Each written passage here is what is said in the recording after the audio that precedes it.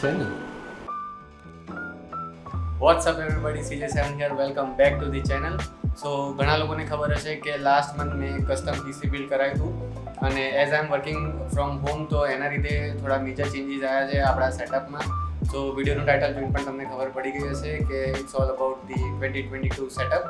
સો કેવું છે setup, what's the budget of it, અને થોડું ડિટેલમાં હું તમને બતાવીશ કે કઈ રીતનું સેટઅપ છે, કેટલું એનું કોસ્ટિંગ આવ્યું છે અને શું છે સેટઅપમાં.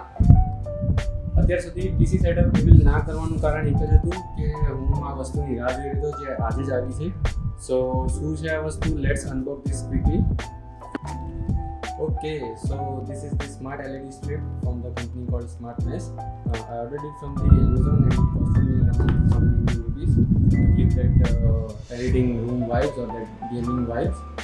So this is the overall setup. Obviously not the final setup, but because बहुत ज़्यादा changes करवाना बाकी है. First of all, it needs to be cleaned. So let's start the cleaning process first.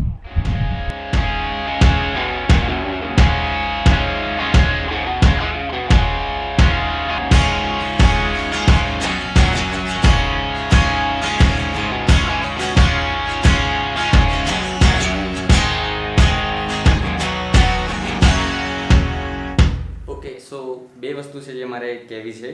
First કે આ ટેબલ છે 6x3 foot and this LED strip is 5 meters long. It's bit extra, not bit extra, it's a bit too long. But internet પર research કર્યા પછી ખબર પડી કે can cut this from different parts, so short થઈ શકે છે. And secondly I am thinking કે સાઇડ એજીસ પર સ્ટ્રીપ લગાવી કે ના લગાવી, જોઈએ હવે શું થાય છે.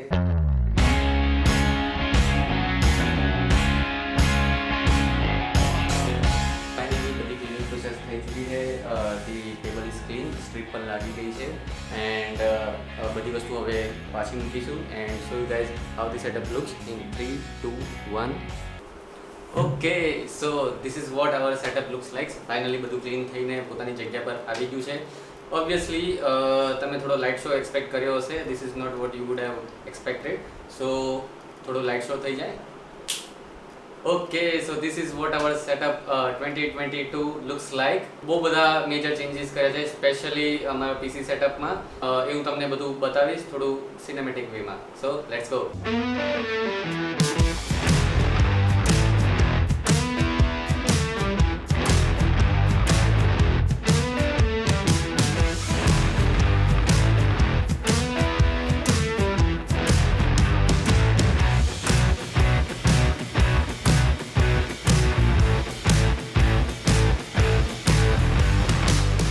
વાત કરીએ અગર આ સેટઅપમાં યુઝ થયેલા કોમ્પોનન્ટ્સની, તો સૌથી પહેલાં આવે છે table.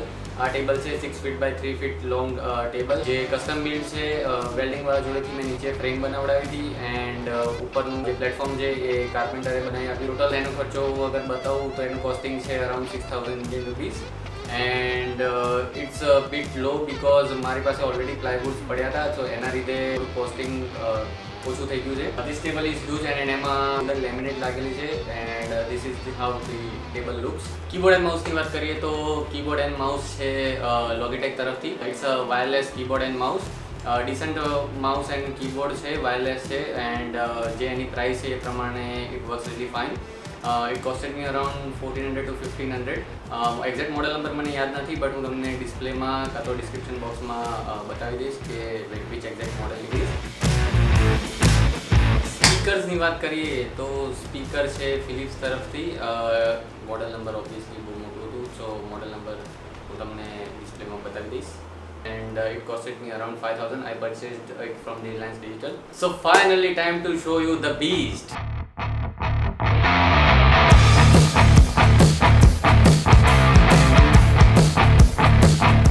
So this is a custom built PC with 32GB Corsair RGB RAM along with Ryzen 3700X 8 cores and 16 thread processor. I have installed 6GB 1660 Super graphic card for my workload. It has 2TB of hard drive and 256GB SSD. Motherboard I have used is a Gigabyte B450M built-in Wi-Fi motherboard, and to keep everything cool we have 240-liter liquid cooler from Deepcool and also 4 pre-installed stock fans. And to assemble everything, I have used the cabinet from ANT ESPORTS, which is an RGB fan cabinet. So CPU ની total cost મને પડી છે 1,05,000 rupees.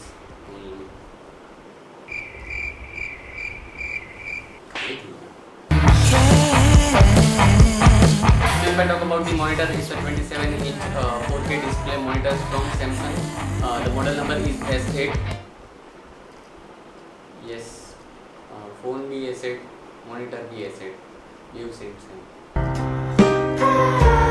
So I ordered the monitor from the official website of Samsung. Amazon પર પણ available હતું, but Amazon પર extra 3000 pay કરવા પડી રહ્યા હતા. સેમસંગ 2 દિવસ ડિલિવરી લેટ આપી રહ્યું હતું, બટ 2 દિવસ વેટ કરવામાં 3000નો ફાયદો થઈ જતો, તો ઓબ્વિયસલી સેમસંગ પરથી ઓર્ડર કરવું બેટર રહે.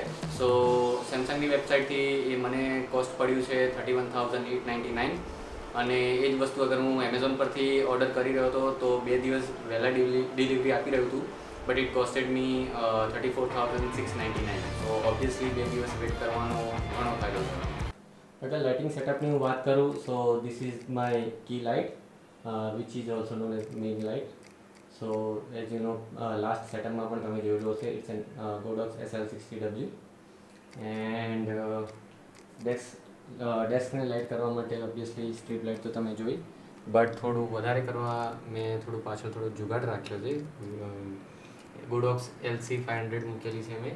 Okay, so that's it from this video guys. I hope you enjoyed the video. अगर वीडियो गमी हो तो प्लीज़ लाइक the video, અને અગર ના ગમી હોય તો ડિસલાઇક બટનને તોડી નાખો, કોઈ નાખો ને પૂરો કરી નાખો, આઈ ડોન્ટ માઇન્ડ. અને અગર નવા હો તો please do subscribe to the channel to support our channel. અત્યાર સુધી આ વિડીયોમાં બસ આટલું જ. જેમ જેમ નવા અપગ્રેડ નવા ચેન્જીસ આવતા જશે એમ હું અપડેટ કરતો રહીશ.